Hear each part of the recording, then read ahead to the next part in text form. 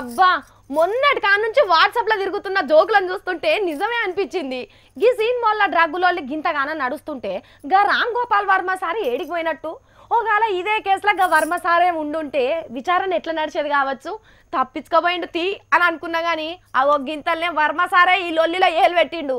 మరి RGV sir అడుగు పెడితే కథ ఎట్లుంటది? ఫుల్ రక్తి కడుతున్నది. ఏహే ఇన్ని రోజులోగెత్తు ఇయ్యాలోగెత్తు అన్నట్టు నడిచింది డ్రగ్స్ కథ.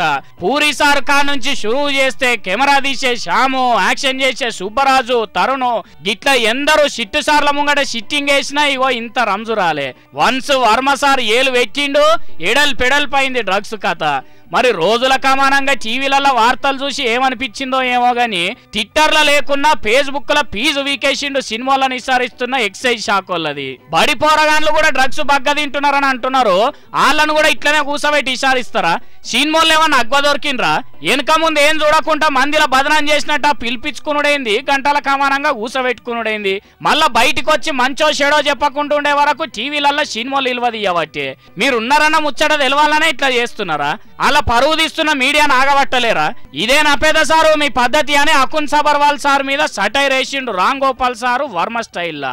ఇంకో అడుగు ముంగటేసి అకున్ సార్ ను అమరేంద్ర బాహుబలిని చేసి రాజమౌళి సారుకు ఇంకో బాహుబలి సినిమా తీసుకోమని సలహా ఇచ్చిండు. ఇక చూడుండ్రి, ఎక్సైజ్ ఆఫీసర్లు ఆగుతారా? ఆఫీసర్లు ఆగే ఉన్నారు గాని రిటైర్ అయిన ఆఫీసర్లు మాత్రం అస్సలు ఆగుతలేరు. మా ఊళ్ళ మీద గింత కారటం ఆడతాడా? కేసు పెడతాం, లోపటేస్తామని చిట్కెలేస్తున్నారు. సినిమా డైరెక్టర్ స్థాయిలో అధికారులను కూడా మాట్లాడితే ఎలా ఉంటుంది? అది సబర్వాల్ బొమ్మ కూడా వేసి ఏదో చూపిస్తున్నాడు, ఏదో ఏంటే బాహుబలి 3 అని. చాలా అభ్యంతరగాను. ఏ గిసోంటి వర్మ సార్ కాంతయ్య సారు. నేను ఎదురుగా రాయలసీమలో కడప జిల్లాలో పనిచేసినప్పుడు ఒక అతను మీరు ఏం చేస్తారు సార్ అన్నాడు. నేనేం రాయలేదు, ఒకే వాక్యం రాశా.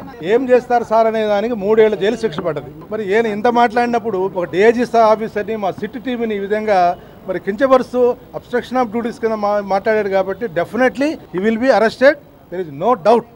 ఓర్ నాయనో, చూసిండ్రా? వర్మ సార్ కు డ్రగ్స్ తోని సంబంధం లేకపోయినా డ్రగ్స్ కేసు తోటి ఈ తీర్లో లింక్ పడ్డది అన్నట్టు. మరి అరెస్ట్ చేస్తారో చేయరో గాని అరెస్ట్ చేస్తే మాత్రం ఇన్వెస్టిగేషన్ చేసేటప్పుడు అన్ని టీవీలకు లైవ్ కనెక్షన్ ఇయ్యుండ్రి సారు. వర్మ ఫ్యాన్స్ తలుసుకుంటారు.